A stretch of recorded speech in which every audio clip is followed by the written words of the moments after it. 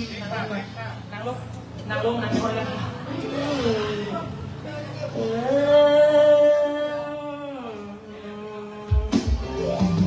มีสัตว์ท่าทางในทำอันแจกจ่าย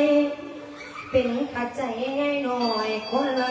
100-200ก็มีแห้งเหลียวสันตาบ่ได้ทราบว่าสิตาเด็กบอน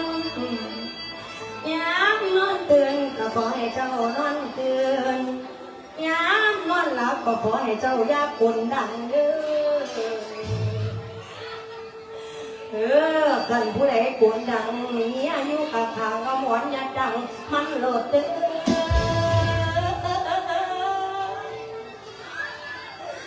โอ้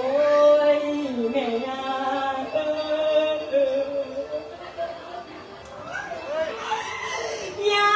จนตายไม่ดีต่อมาอีกเกี่ยวกับปัญญา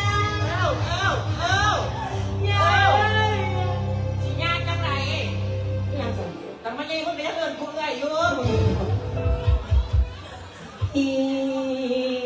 จาสัญญา